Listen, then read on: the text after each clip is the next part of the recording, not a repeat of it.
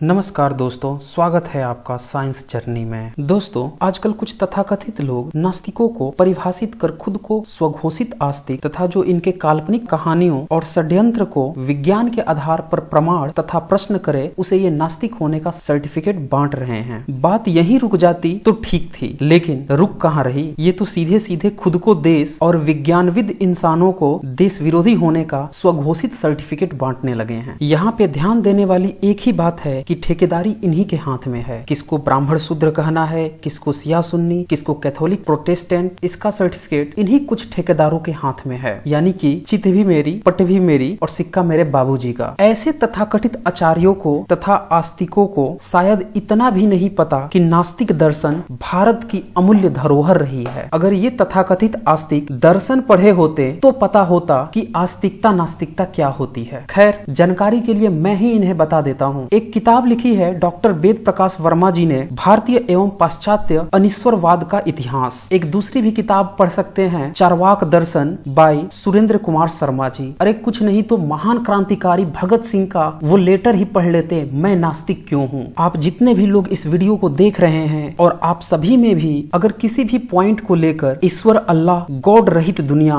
भेदभाव रहित, हिंसा रहित, शोषण रहित, भ्रष्टाचार रहित, वर्ण रहित, धर्म संप्रदाय मजहब जाति रहित और साथ में नैतिक शिक्षा और साइंटिफिक टेम्पर की विचारधारा को, जिसे कि आजकल धर्म के तथाकथित प्रचारक नास्तिक वास्तविक या तर्कशील कहते हैं, में संदेह हो तो ये वीडियो सिर्फ और सिर्फ आपके लिए है। इस वीडियो को अंतिम तक देखें। आज मैं बताऊंगा आपको कि आस्तिकता और नास्तिकता का खेल क्या है और इन तथाकथित धर्म के ठेकेदारों को नास्तिकता से चिढ़ क्यों है। प्यू रिसर्च सेंटर, जो कि धर्म, कास्ट, जातियों से रिलेटेड सर्वे करती है, इसके जो लेटेस्ट आंकड़े हैं 2015 के, उस आंकड़ों पर एक बार नजर डालें। इसमें यह बताया गया है कि 31.2% क्रिश्चियंस हैं पूरी दुनिया में, जबकि मुस्लिम्स 24.1% है। तीसरे नंबर पर अनएफिलिएटेड हैं, यानी कि जो किसी भी धर्म से एफिलिएटेड नहीं है। और चौथे नंबर पे है हिंदूज, जो कि 15.1% जनसंख्या के साथ बना हुआ है। पांचवें नंबर पर बुद्धिस्ट हैं 6.9% और इसके बाद से छोटे मोटे कई सारे रिलीजन्स हैं। अगर इन आंकड़ों में टॉप 4-5 की बात की जाए तो इसमें से अनएफिलिएटेड को छोड़कर बाकी के क्रिश्चियन, मुस्लिम, हिंदू ईश्वरवादी हैं, जो कि अपने को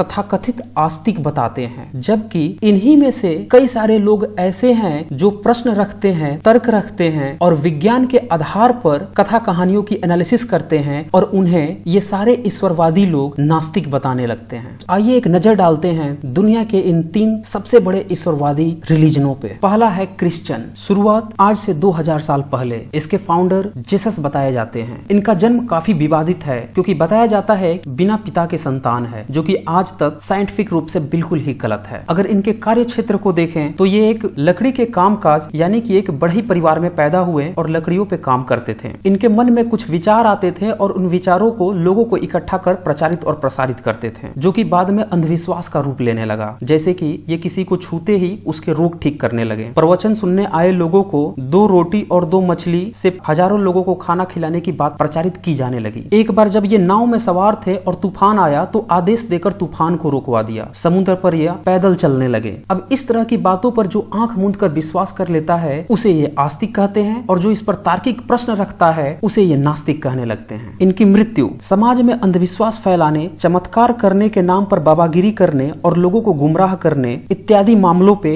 इन्हें सूली चढ़ाने की सजा हुई। और उसके पहले इन्हें बेरहमी से कोड़ों से पीट पीट कर सूली पर चढ़ाया गया। 3 दिन बाद इनके चेलों में से कुछ ने यह प्रचारित किया कि वो जिंदा होकर लौट आए हैं और उन्हें दर्शन भी दिए। अब इस तरह की कपोल कल्पित को जो मान ले वो आस्तिक, और जो प्रश्न करे, इसे सत्यता और विज्ञान के पहलुओं के आधार पर जांच करे, उसे नास्तिक होने का यह सर्टिफिकेट बांटने लगते हैं। अब जरा इसके सोशल इंपैक्ट पर नजर डालें। चमत्कार पे विश्वास, जो कि बिल्कुल ही अनसाइंटिफिक है। क्योंकि जीसस पे ही चमत्कार करने के आरोप हैं, तो ये रिलीजन वाले भी चमत्कार आंख मूंद के मानने लगते हैं। किसी भी तरह से इन्हें बरगलाया और गुमराह किया जा सकता है चमत्कार के नाम पर, जो कि साइंटिफिकली पूरी तरह से गलत है। चमत्कार नाम की कोई भी चीज नहीं होती। अब जो चमत्कार को मान ले उसे आस्तिक का सर्टिफिकेट, और जो न माने उसको ये नास्तिक का सर्टिफिकेट बांटने लगते हैं। दुनिया का दूसरा सबसे बड़ा रिलीजन मुस्लिम, 24.1% जनसंख्या पूरे वर्ल्ड में। फाउंडर मुहम्मद, जन्म 571 AD और मृत्यु 632 AD। बचपन में ही माता पिता का गुजर जाना, 25 साल की उम्र तक सामान्य जीवन जीना। कार्य क्षेत्र की बात करें, विवाहित लाइफ काफी विवादित, मसलन 25 साल की उम्र में अपने से 15 साल की उम्र की विधवा के साथ शादी करना, बुढ़ापे में यानी कि 57 टू 59 इयर्स की एज में 6 से 9 साल की एक बच्ची से शादी करना और इसी तरह से 11 से 13 शादियां और कुछ बांदियों के साथ रहना। अगर इनके सामाजिक लाइफ की बात करें तो इनने अरब की पुरानी संस्कृति को ट्रेमेंडस चेंज किया। मूर्ति पूजा को हटाकर उसका रूप बदल दिया, यानी कि जिस ईश्वर की पूजा मूर्ति को रखकर होती थी अब उसकी जगह पे एक काबा रखकर यानी कि सगुण रूप को निर्गुण कर देना। इनकी विचारधारा के अनुसार काल्पनिक अल्लाह के लिए पूरी तरह से डिवोट हो जाना, उससे डर कर और डरा कर रहना, सारे कर्म जो धरती पे बुरे हैं वो मरने के बाद जायज हो जाना। जैसे कि एक जिहादी को मरने के बाद 72 हुरों का ख्वाब दिखाना, जन्नत में लड़कों द्वारा शराब का परोसा जाने का ख्वाब दिखाना, अपनी बात कहने के लिए एक काल्पनिक जिब्राइल का सहारा लेना और यह प्रचारित करना कि जब कभी वो कुछ अलग सी बातें करते हैं वो बात जिब्राइल की बातें होती है और उस जिब्राइल को किसी दूसरे के द्वारा न देखा जाना। इसके अलावे 7वें आसमान पर यात्रा करने का विवरण देना, जबकि यात्रा करने के आने के बाद पृथ्वी को चादर की तरह बिछी हुई बताना, जबकि हम जानते हैं कि आज जितने भी लोग स्पेस में गए हैं उन्होंने ऊपर से पृथ्वी को देखा वो गोल दिखती है। तो यहाँ पे इनकी बातें पूरी तरह से गलत साबित होती हैं। फिर उसके बाद चांद को हाथ के इशारे से 2 टुकड़े कर देना, जबकि हम जानते हैं कि 6ठी शताब्दी के एक व्यक्ति के लिए यह बिल्कुल ही इम्पॉसिबल सी बात है। वैज्ञानिक कारण बहुत सारे हैं, यहाँ पे मैं सिर्फ आपको झलक दिखा रहा हूँ। लिस्ट काफी लंबी है। अब इन कहानियों को जो आंख मूंद कर विश्वास कर ले उसे ये आस्तिक का सर्टिफिकेट, और जो इस पर प्रश्न पूछ ले वैज्ञानिक ढंग से इसकी जांच करे उसको ये नास्तिक का सर्टिफिकेट बांटते फिरते हैं। अगर इनके मृत्यु की बात करें तो भीड़ में जहर मिले हुए भोजन को खाने से बीमार पड़ जाना और लगातार 3 सालों तक बीमार रहना, काफी इलाज और चिकित्सा कराने के बावजूद भी ठीक न होना और इस दौरान किसी भी तरह का कोई चमत्कार न करना। अब इस रिलीजन की सामाजिक इम्पैक्ट की बात करें तो इसके ठेकेदार खुद को सबसे ज्यादा शांतिप्रिय होने की बात करते हैं, जबकि दुनिया की हर कोने में हिंसा फैलाने का आरोप लगते रहे हैं। और इसका कारण है इनकी जो धार्मिक किताब है कुरान, उसमें से कुछ विवादित आयतों का होना जो हिंसा के लिए उकसाती रही हैं। इनका दोहरा व्यवहार, सभी धर्मों के मजहबों से इस्लाम बनने के लिए अगर कोई व्यक्ति आता है तो उसका ये पूरी तरह से स्वागत करते हैं, जबकि कोई अगर इस्लाम को छोड़ने की बात करता तो उसके लिए फतवा जारी, कत्ल, डराने धमकाने को ये प्रोत्साहित करते हैं। अब इस रिलीजन की बातों को जो आंख मूंद के माने वो आस्तिक और जो न माने उसे ये नास्तिक का सर्टिफिकेट और उसे घृणा करने लगते हैं। आइए अब थर्ड ईश्वरवादी रिलीजन हिंदू को भी देख लेते हैं। दुनिया में इनकी संख्या 15.1% से भी ज्यादा है। आमतौर पे 3500 साल पहले सिंधु सभ्यता के पतन के बाद एक नई सभ्यता जन्म लेती है जिसे कि गंगा वैली सिविलाइजेशन भी कहा जाता है। शुरुआत में यहाँ पे